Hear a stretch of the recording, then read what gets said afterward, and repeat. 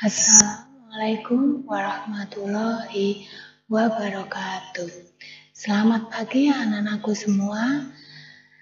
Jumpa lagi dengan Ibu Dita Wulandari. Kita akan mempelajari tentang TIK. Untuk kelas 8 di bab 1 ini kita akan mempelajari tentang jaringan internet. Untuk minggu lalu kita sudah mempelajari tentang pengertian jaringan dan macam-macam jaringan. Dan untuk pertemuan kali ini kita akan membahas tentang apa itu topologi jaringan. Apakah anak-anak sudah ada yang tahu apa itu topologi jaringan? Nah, untuk mengetahuinya, kita simak tampilan PowerPoint berikut ini. Topologi jaringan. Apa itu topologi jaringan? Nah, anak-anak, kemarin kita sudah membahas tentang apa itu pengertian jaringan. Apa pengertian jaringan kemarin? Jaringan adalah hubungan dari komputer satu dengan komputer yang lainnya. Nah, sedangkan apa itu topologi jaringan? Topologi jaringan adalah suatu cara menghubungkan komputer yang satu dengan komputer lainnya, sehingga membentuk sebuah jaringan. Nah, cara menghubungkan antara komputer satu dengan komputer lain ini ada berbagai macam cara atau berbagai macam bentuk. Di antaranya adalah yang pertama topologi star. Star artinya bintang ya. Jadi topologi star merupakan bentuk topologi jaringan berupa percabangan atau konvergensi dari node atau titik tengah ke setiap node atau pengguna. Nah, struktur dari topologi star itu sendiri adalah seperti ini ya. Ini bagaikan sebuah titik node berada di tengah.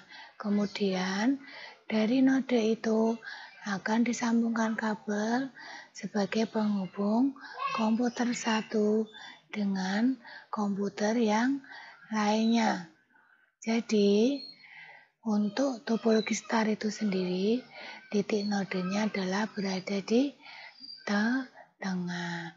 Nah, jika kita lihat dari struktur topologi star tersebut, maka ada beberapa keuntungan yang dimiliki oleh topologi star, yaitu yang pertama lebih fleksibel dalam perawatan karena strukturnya tidak rumit. Yang kedua, pemasangan atau perubahan stasiun sangat mudah dan tidak mengganggu jaringan yang lain. Nah, apabila kalian ingin mengganti salah satu komponen dari topologi tersebut, cukup komputer tersebut saja yang dirubah dan tidak akan merubah komputer yang lain. Yang ketiga adalah kontrol terpusat pada suatu node khusus yang bisa berupa server atau hub.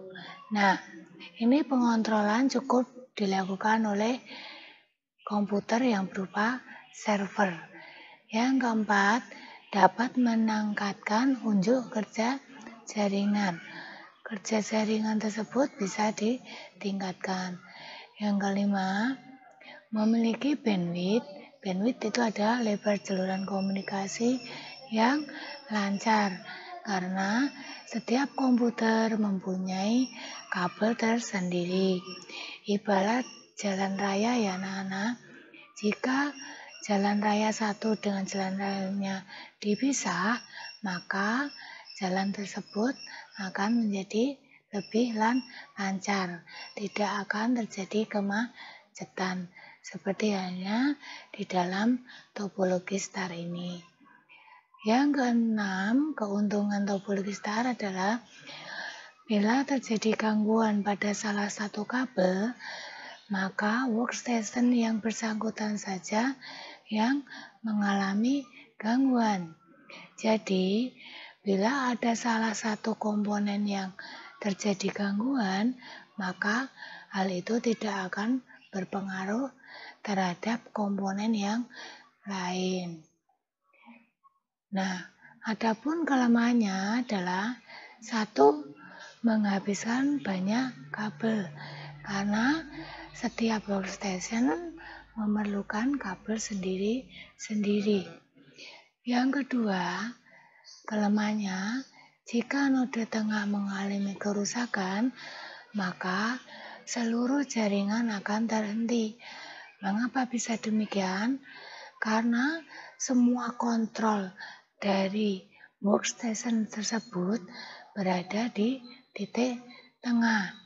Nah, jika titik tengah tersebut mengalami kerusakan, maka itu sangat berpengaruh kepada semua workstation. Jenis topologi yang kedua adalah topologi bus. Topologi bus menggunakan sebuah kabel tunggal atau kabel pusat di mana seluruh workstation dan server dihubungkan. Nah, gambar strukturnya adalah seperti ini. Nah, karena dinamakan bus, maka bentuk dari struktur jaringan ini adalah seperti bus. Lurus ya, garis linier, seperti sebuah bus. Nah, komputer-komputer ini nanti akan dihubungkan oleh sebuah kabel dengan komputer server. Adapun keuntungan dari topologi bus adalah satu, pengembangan jaringan atau penambahan workstation baru dapat dilakukan dengan mudah tanpa mengganggu workstation yang lain. Nah, jika kalian ingin menambahkan workstation dari topologi tersebut, kita cukup menambahkan saja tanpa mengganggu workstation yang lain. Yang kedua, hemat kabel karena hanya memiliki satu jalur utama. Karena topologi bus ini hanya memerlukan satu buah kabel yang lurus. Yang ketiga, sangat mudah dikembangkan. Jika kalian ingin menambahkan lagi, tidak perlu bersusah-susah untuk memasangnya. Tinggal ditambahkan ke jalur berikutnya saja.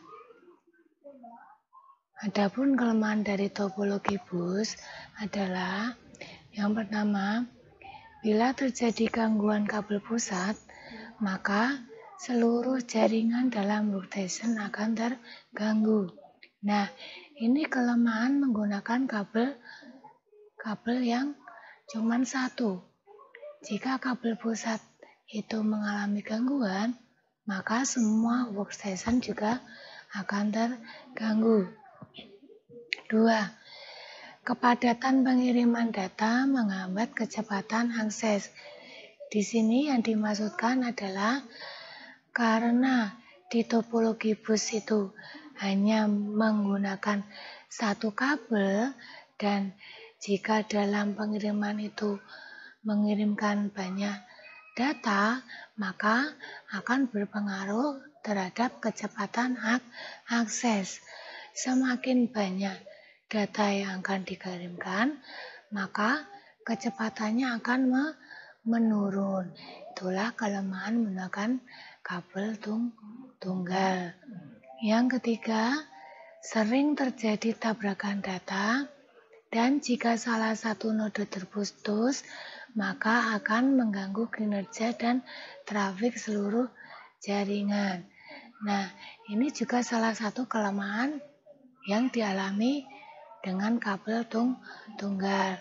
Jika terjadi tabrakan data dan salah satu workstation terputus, maka akan mengganggu kinerja di seluruh jaringan tersebut.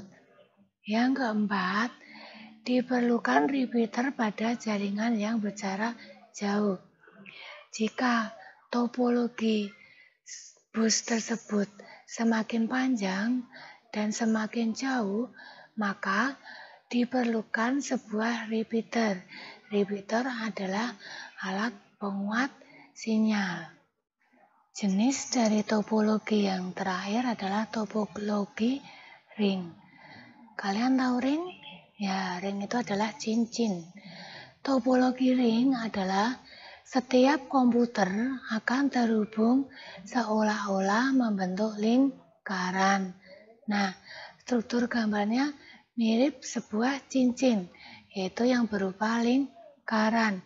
Jadi, komputer satu dengan komputer yang lainnya dibentuk melingkar seperti sebuah cincin. Dan di sini akan ditaruh salah satu yang namanya file server. Nah, apakah ada keuntungan dan kelemahannya? Tentu saja ada. Kita simak. Keuntungan yang pertama adalah hemat kabel, karena hanya memerlukan kabel tunggal saja. Yang kedua, tidak terjadi tabrakan pengiriman data, karena pengiriman data tersebut sangat fleksibel. Yang ketiga, tingkat kerumitan jaringan rendah. Jika adalah satu workstation yang mengalami gangguan, kita tidak perlu susah-susah untuk mengecek kerumitan yang terjadi. Dan kelemahannya adalah satu, jika koneksi terputus dalam dua arah, maka seluruh koneksi server akan terputus. Nah, karena topologi cincin ini menggunakan koneksi dua arah, dan jika koneksi tersebut terputus, maka koneksi server keseluruhannya juga akan terputus. Yang kedua, pengembangan jaringan kaku. Jika kalian ingin mengembangkan atau menawarkan workstation di topologi ring, ini akan mengalami banyak kesulitan.